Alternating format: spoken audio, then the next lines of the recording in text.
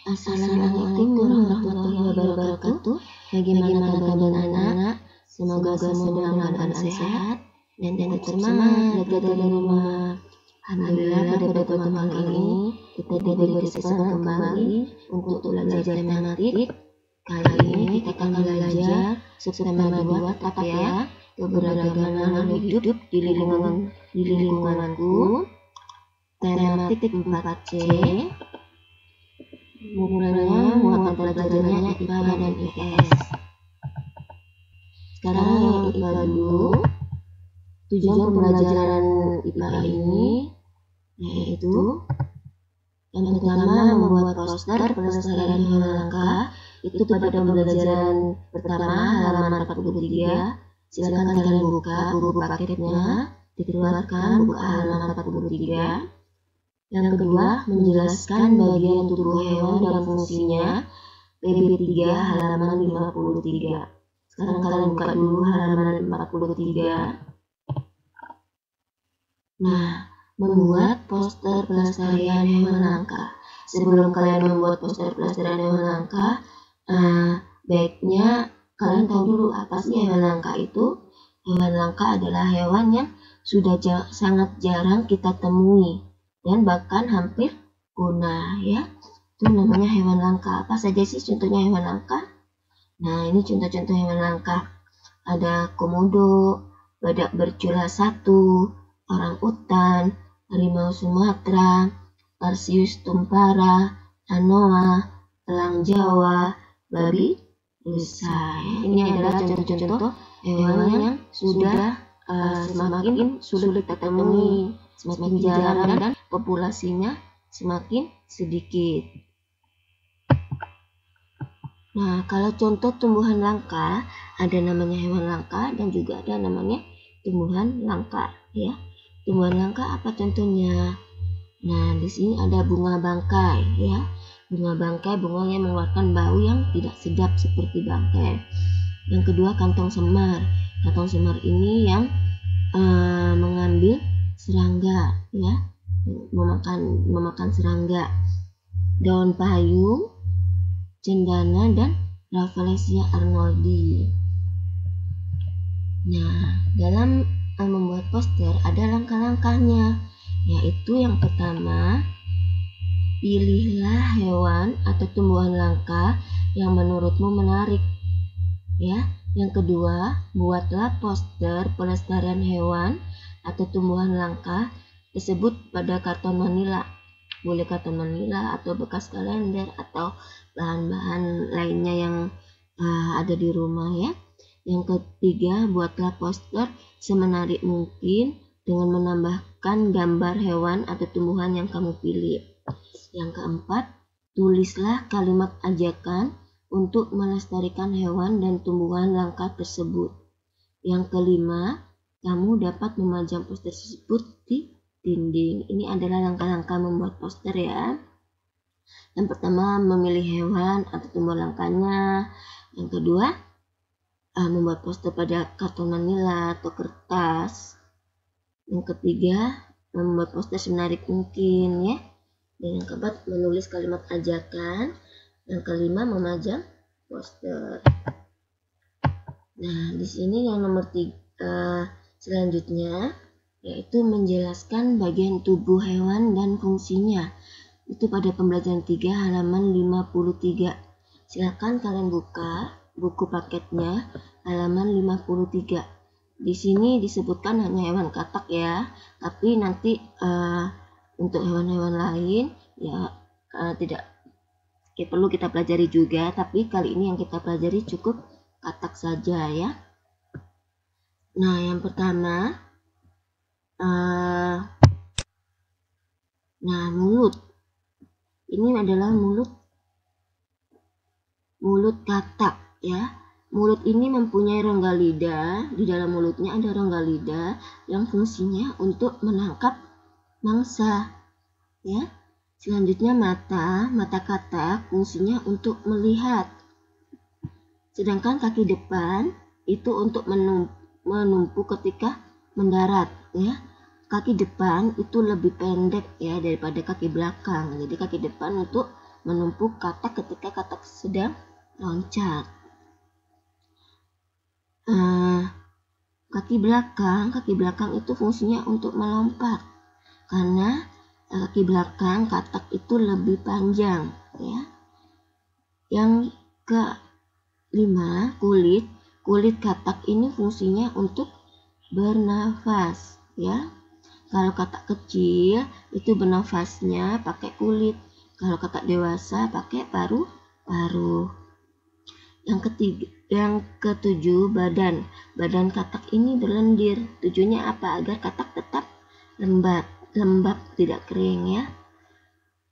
Yang ke-8, selaput kaki. Selaput kaki katak ini fungsinya untuk memudahkan katak berenang, ya. Jadi di setiap kakinya ada selaputnya, ya, memudahkan katak berenang. Selanjutnya untuk pelajaran IPS, yang pertama mencari informasi tentang hewan langka. Itu pembelajaran pertama, halaman 40. Yang kedua, menjelaskan karakteristik tempat hidup hewan sesuai ciri-cirinya. Itu pada pembelajaran 5, halaman 65. Silakan kalian buka buku paketnya halaman 40 terlebih dahulu. Nah, mencari informasi tentang hewan langka pada halaman 40. Nah, hewan langka itu apa saja sih? Tadi sudah disebutkan ya pada pelajaran IPA. Nah, di sini disebutkan pada pelajaran IPS juga bahwa hewan langka itu ada namanya badak Jawa atau badak bercula satu. Ciri-cirinya apa? Informasi apa sih tentang badak Jawa yang kita peroleh? Nah, yang pertama, badak Jawa ini memiliki cula dengan panjang sekitar 20-25 cm. Yang kedua, badak Jawa berwarna abu-abu, gelap hingga hitam. 3, bagian atas berbentuk runcing untuk mengambil daun dan ranting. Yang kedua, harimau Sumatera. Harimau Sumatera ini biasanya tinggal di dataran rendah, lahan gambut dan hutan. Terus jumlah harimau Sumatera ini sekarang ini sudah hanya sekitar 400 ekor, ya. Sudah semakin sedikit.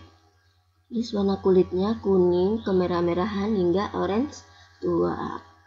Selanjutnya orang utan. Orang utan ini masih berkerabat dekat dengan kera, sehingga orang utan sendiri sering juga disebut dengan kera besar. Hewan ini hidup di Pulau Kalimantan dan Sumatera. Orang utan ini juga disebut hewan langka karena hanya terdapat sekitar 7.500 ekor saja, ya. Padahal pada tahun 1990 itu jumlahnya lebih dari 200.000 ekor. Jadi semakin sedikit, ya, karena itu tadi adanya perburuan liar. Yang kedua, menjelaskan karakteristik tempat hidup hewan sesuai ciri-cirinya. Itu pada halaman 65. Kalian buka ya buku paketnya. Nah, di situ disebutkan bahwa setiap hewan itu memiliki ciri-ciri khusus. Ciri-ciri khususnya untuk apa tujuannya? Untuk menghindari mangsa atau untuk menjaga dirinya, ya, untuk menjaga dirinya. Nah, di sini karakteristik tempat itu sama dengan habitat, ya. Di sini hewan kelelawar. Hewan kelelawar ini memiliki kemampuan ekolokasi. Kemampuan ekolokasi itu apa, Bu? Yaitu kemampuan untuk memperkirakan jarak, ya. Tujuannya untuk mencari makanan pada malam hari. Yang kedua, memancarkan bunyi frekuensi tinggi dan habitatnya di gua, ya.